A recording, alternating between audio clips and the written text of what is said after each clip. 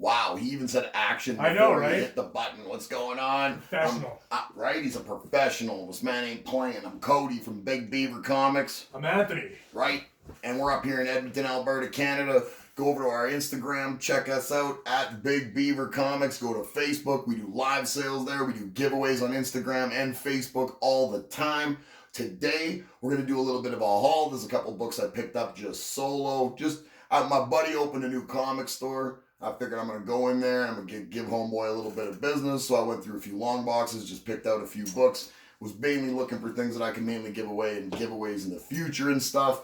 Just kind of thinking ahead. So I was looking through a lot of long boxes, thought I'd pull a few things that were interesting. I'll go through them with you. While you're here, go down, subscribe, like button, all that shit. Follow us on all these social medias, yo. We're always giving stuff away. BigBeaverComics.ca, you feel me? Moon Knight number 3, couple series ago. I like that cover. Nice cover. It's in beautiful shape. Ignore the prices that you see on some of these. My homie gave me we got a really good deal on everything, so all these price tags are negligible. All these books are going to come. They all look fantastic, but they're all going to come out of here. Moon Knight 6. They're all going to come out of here, and we are going to go through them with a fine-tooth comb and move them all over to silver bags and boards and make sure that everything on the inside is gravy and there's nothing on the back cover, and maybe give things a quick little cleaning if they need them. Make sure there's no schmutz on them. Right? Anthony's the master of the schmutz removal. Iron Man 165 from 1982. Well, we got some earlier Iron Man, 1980, 136. I like that outfit, his Iron Man suit right there, the most. Out of yeah, any this other one. Iteration of Iron Man suits, that's mine. This would be my second, like this one, right? Either. Yes. Yeah. It's a little more orangey over here than it is on this one. It's a little more red, but I mean, that's irrelevant. My favorite costume of Iron Man's of all of his is the blue stealth armor. Well, okay, yeah. Yeah, that's my favorite that's one. That's pretty sleek looking. Yeah. Sleek looking. Don't see it very much, though. No. Good part is that the first appearance of it makes it on the cover, too, which makes it a nice book. Oh, that's nice. I picked this up for myself. You know, I read this digitally when this came out, and I just really dug it. I really dug how neurotic MODOK was through this whole thing and just all the stuff he did to try to get into Jane Foster's pants. So I just thought it was a great series back from this Secret Wars that they did. What was it, 2018 or 2017? Someone in the comments will let me know. Number 5 of this, MODOK Assassin. Number 4.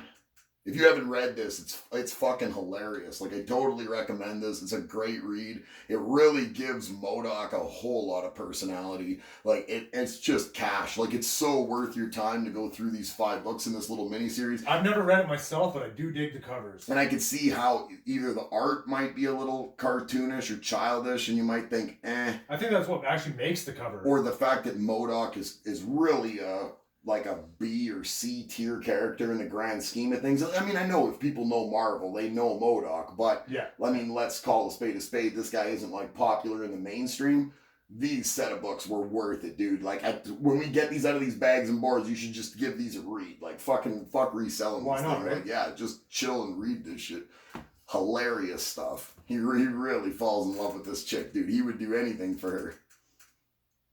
MODOK Assassin 1. There's number 2. That's all 5. That's the whole big lot of Marvel that we pulled. Again, the price tags are the price tags, but I assure you that's not exactly what I paid for them. We got a good deal, but we didn't get them for free. You feel me?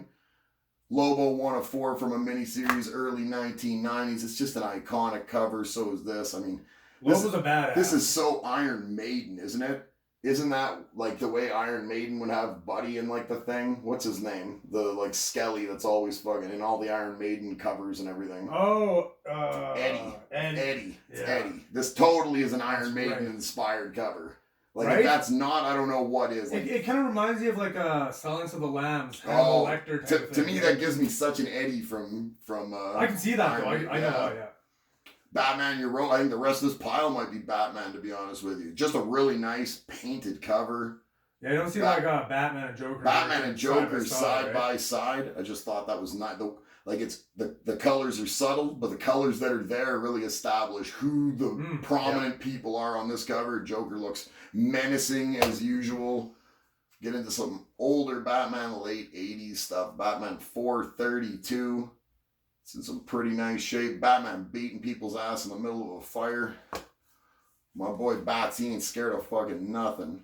Batman 444. Isn't that your favorite Batsuit? Yeah, oh yeah. There's down, huh? no question about it. Like, all the shadowing's great, and I understand like the conceptualization of this shadowing is because of the time and all the buildings that are casting shadows where the sun is and all that. But I really prefer, like you see up here in the letterbox, the Batman that's where we're not seeing near the amount of shadowing. Is he smiling in that one? He's not, but he's not grimacing either. He's not grimacing there either. No. But the blue and the yellow utility belt and not that this Batman here, Batman 695 is a gorgeous cover again. I wonder why they varied from the yellow and black bat symbol. I think that's so iconic.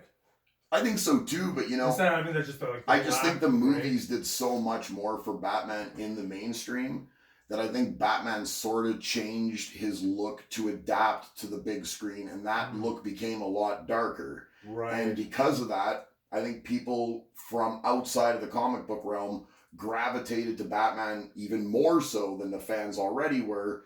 And I mean, are you gonna choke out your cash cow?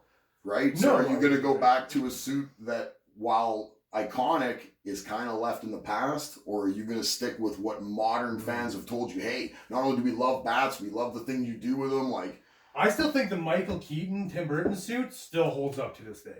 And but that is pretty like, other than the yellow logo, still fairly reminiscent of what you see now compared to what you seen just a bit before that, where nothing looks like it's armor.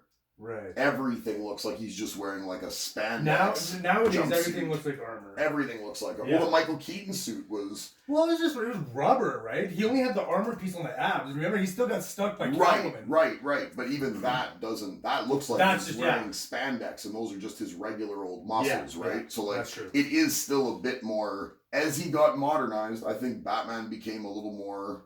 techie. He became more modernized. Right, and rightfully so. And the fans have spoken. They like that. That's cool. I like the old Batman style, but I think we can all like our own thing. Right? Exactly. That's what I'm talking about. Moving to some new stuff.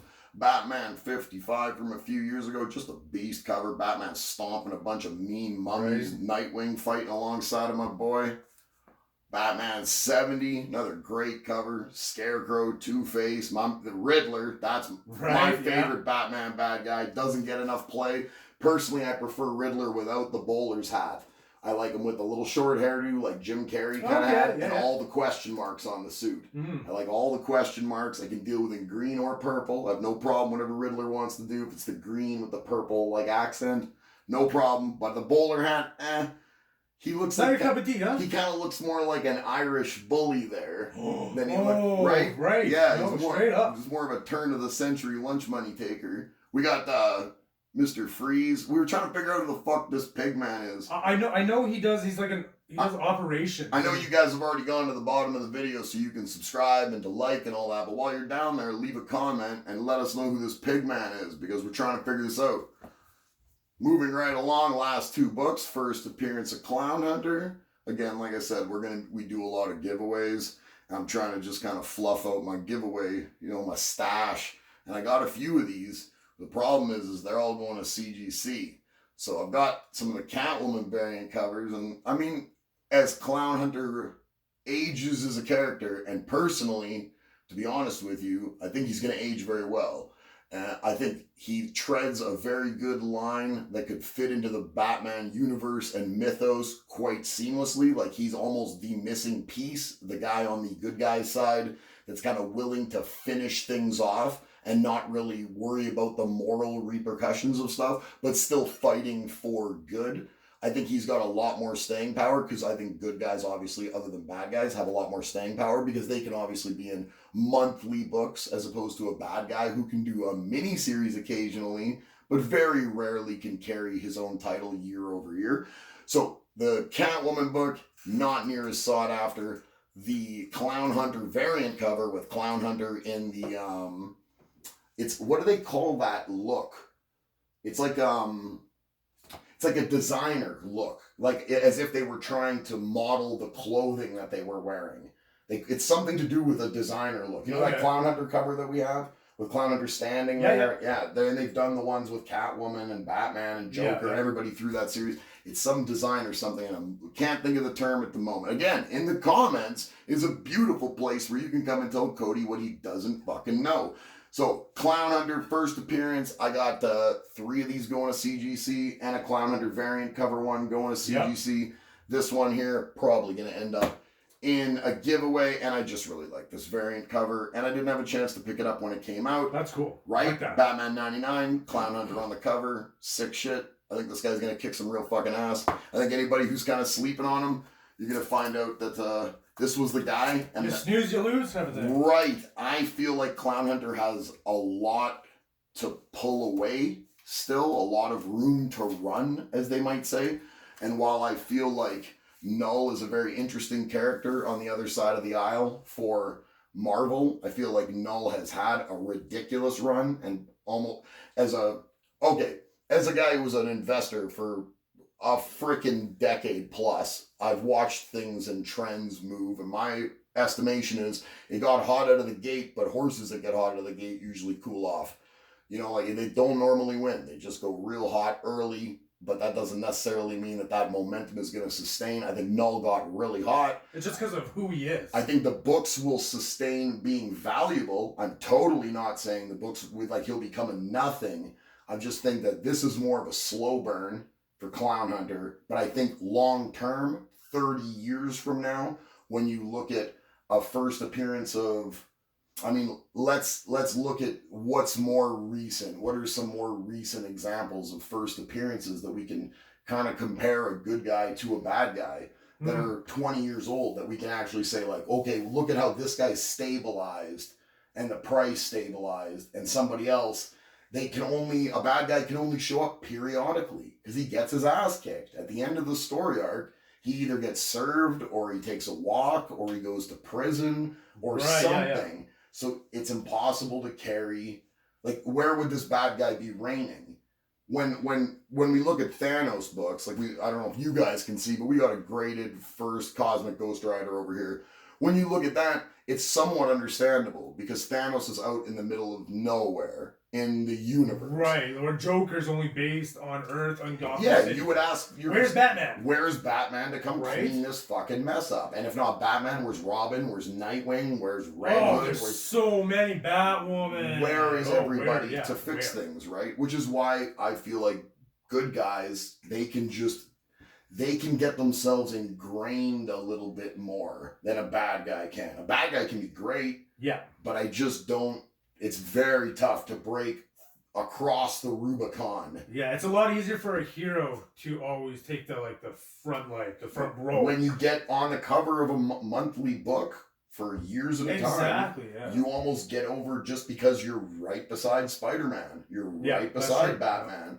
So either way, I think Clown Hunter's a hell of a pickup. That's not saying that Null isn't. These are the pickups we got. Now we're going to go through every one of these books. We're going to crack these things out of here. We're going to look through these with a fine-tooth comb. There's nothing in here that I would contemplate sending to CGC. Again, I said the Clown Hunter book is probably going to go into a giveaway. While there's no spine-breaking or a color-breaking spine ticks, this one looks like it was in a comic store, as opposed to mine that looks like it's never been touched before. This one has a little bit of stuff that could be pressed out of it, which just makes me feel like that's probably not a 9.8 contender. It's probably closer to a 9.6.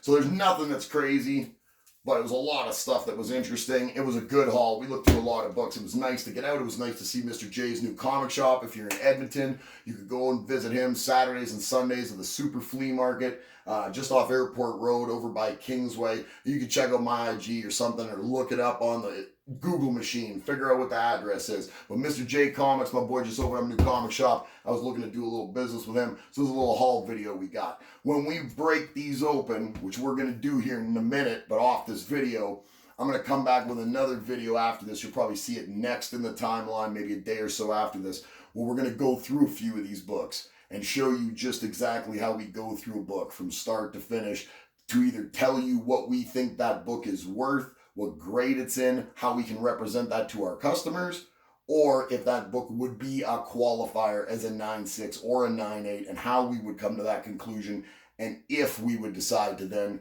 take it to the next step and get a book slabbed. So we're going to do all that. That'll be in the next video. I'm Cody. I'm Anthony. We're at Big Beaver Comics up in Edmonton, Alberta. Yo, check us out on Instagram, Facebook, live stream all the time, doing live sales, giveaways. Like button, subscribe, and have yourselves an outstanding rest of your motherfucking day.